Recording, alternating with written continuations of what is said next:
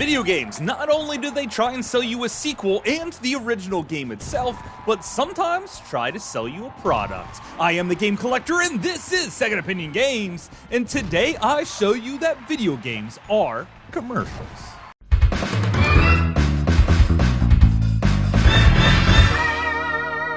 Second Opinion Games.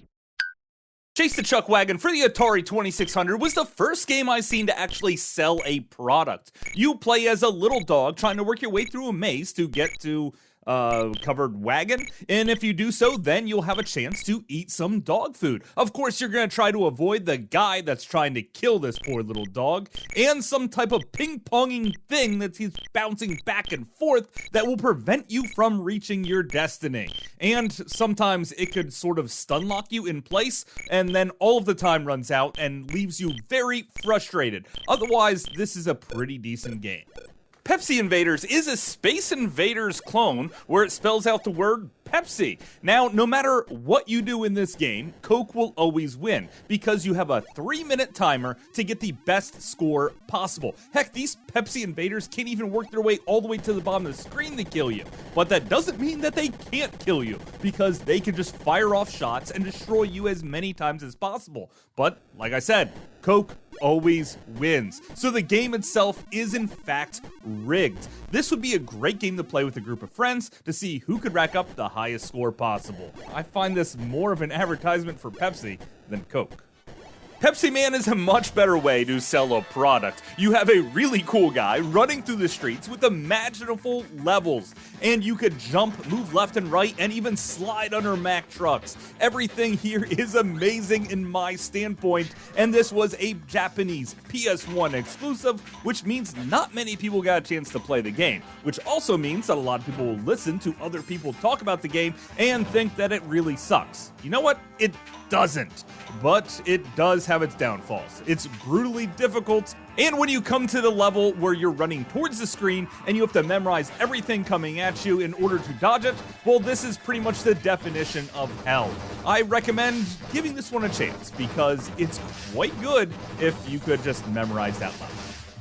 Of course, that's not the only soda that had a video game. Cool Spot, where you play as, well, the Spot from a 7-Up bottle is here in a ultimate collectathon. I personally don't like the fact that I have to collect so many of these little spots to clear the level, but the graphics are beautiful, and I love the fact that you play as a little tiny guy working your way through an oversized world. It actually works like a run and gun, but you do have to find the other spots that have been kidnapped by something. I don't really know what. This is a decent game for both the Sega Genesis and the Super Nintendo, so you might want to hunt them down.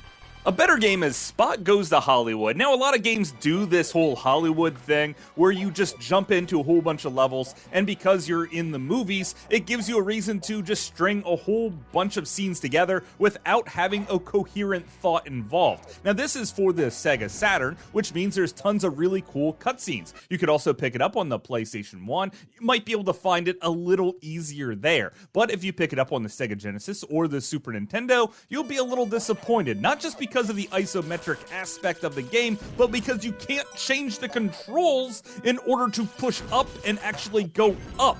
I really hate this, so I much rather be playing it on the Sega Saturn or the PS1, in which case the game, it looks a lot better and plays a heck of a lot better because those customizable controls. And you have yourself one challenging spot-on good time. This is one of the hidden gems of the Sega Saturn platform, and you should probably hunt it down right now. Konami made International Freestyle Motocross by Red Bull, and this is a game where you play as a motorcyclist doing a whole bunch of tricks on an obstacle course. You could also do a race mode, but this is overly challenging, and the button presses don't feel very natural at all. If you don't stick the landing, of course you fly off your bike, and then you have to start over again if you want the best possible rank on each level of the game, and there are a crap ton of levels here. It's just the game itself isn't very interesting.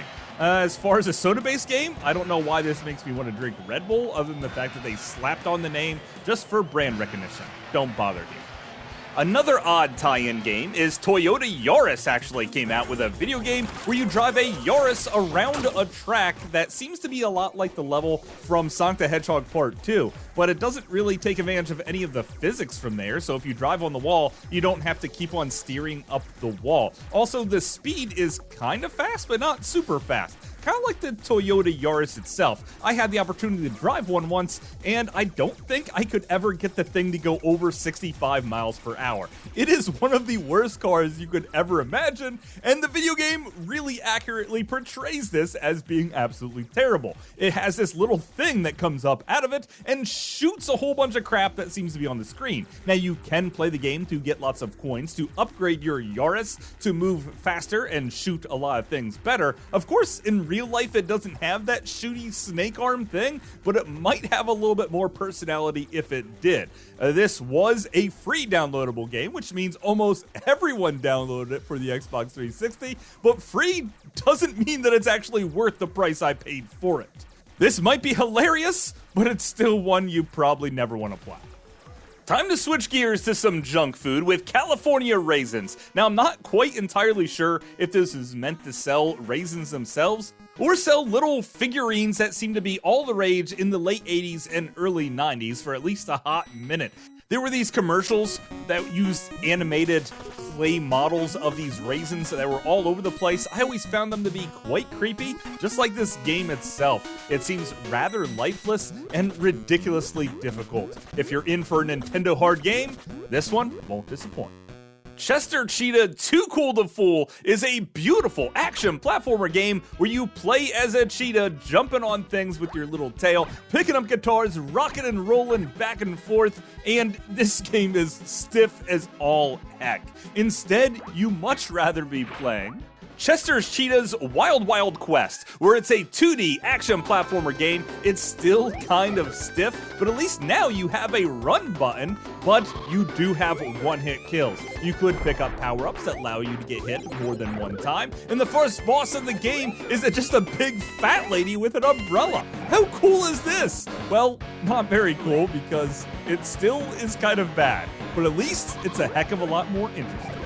That brings us to Doritos Crash Course, where this is just a Wipeout clone, however it's branded with Doritos at the start of the game. That doesn't mean it's not good. Matter of fact, this is better than all of those other Wipeout games that I have ever played, and it's quite addictive. I even like it when I fail here, because then I get to see some funny animations, and it doesn't make me feel too darn bad. It's challenging, and the levels themselves are very creative. This is one of those hidden gems that people just avoided because of the Doritos branding, because Doritos seem to have gotten a very bad name with gamers, even though gamers love eating Doritos and playing video games. And I got like 20 game controllers completely encrusted with Dorito dust to prove it. Time to switch gears to some restaurants, because Burger King rolled out with their own line of games for the Xbox 360, but these were actually just original Xbox games that happened to be backwards compatible with the Xbox 360. They also sold for about $5 a piece, and the first one I ever played was Sneak King, and this is a very, very creepy game where you play as the king, sneaking up on people, Solid Snake style, and trying to give them cheeseburgers. Quite frankly, I would be scared crapless if I saw this guy in real life, and I think I would stay away from him. Of course, there's also Big Bumpin', which is just a bumper cars game, and it's fun if you have other people to play with. If you're just by yourself, though, it's really quite annoying. And finally, you have Pocket Bike Racer, which is a racing game, and it's probably the most game-like of all the Burger King games, but that doesn't mean it's any good. The controls are very weird, and the gameplay itself is quite terrible. Sometimes you don't even know where to go around the courses, which means you want to stay close to the end and to the very end of the race, and then you want to jump up really fast. And the fact that the power-up scheme is somewhat confusing means that this game should be avoided, just like all the rest of the Burger King games.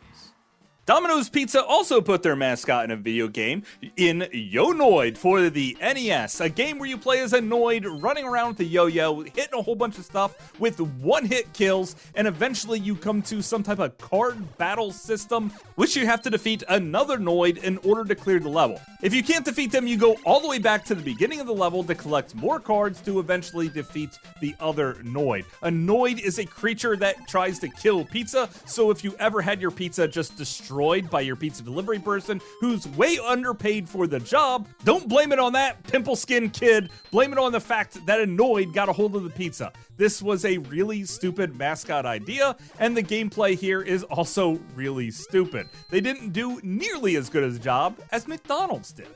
MC Kids is an action platformer game for the NES that allows you to take quite a few hits. It's also rather challenging, but not overly difficult, and you're trying to help Ronald McDonald by saving all of the M things. I think they mean magic. I'm not quite sure. It's also one of those collectathon style games, but it's one that you would really enjoy playing, especially if you had it all the way back at this time. But of course, that's not the only McDonald's game, because Treasure made one heck of a treasure for the Sega Genesis in McDonald's Treasure Land Adventures, where you actually play as Ronald McDonald in what essentially is an action platformer run and gun, destroying all of your opponents and throwing your magical handkerchief to reach new heights. This game is insanely addictive, and it is literally one of the very best games on the Sega Genesis. Who would have thought that Ronald McDonald was so darn cool? You know what? I always did, and I always like him, and I wish they would bring him back with his own next-gen Ronald McDonald game. And this would be a great place to stop if it wasn't for one more really sweet game. World Gone Sour, a game where you play as a Sour Patch Kid running through a huge world as a little tiny creature. Now you can do some other really cool things, like absorb other Sour Patch Kids to grow bigger and then ground pound through targets. There's hidden stuff everywhere in this awesome collectathon. It's narrated by a guy that seems to have a good sense of humor, and you could even kill other Sour Patch Kids. And matter of fact, you are encouraged to do so as you play through the game. But you also get bonus points for making it to the finish line with as much Sour Patch Kids as possible. And now it also reaches out with a whole storyline here that the goal of a Sour Patch Kid is just to be eaten, and then he's super happy, which means that Sour Patch Kids that aren't eaten can be very angry little creatures. And that's why this little red guy wants you dead. For reasons, I guess, because he isn't being eaten? It's kind of confusing, but I really do love the sense of humor that this game has. It's not all good, because Sour Patch Kids start off sweet and then turn sour. The sour part is this game is delisted, so if you don't have it downloaded onto your system, you will never be able to play it. Now, when I think about the fact that all these games are just commercials to sell products, I'm okay with that, because they brought us some really great games, and some stinkers that happen to be cheap because they were selling other products. But of course, that's just my opinion. Thanks for watching. Reminds me of something I saw in your mother's bedroom drawer. Hopefully it's not creeping around here somewhere.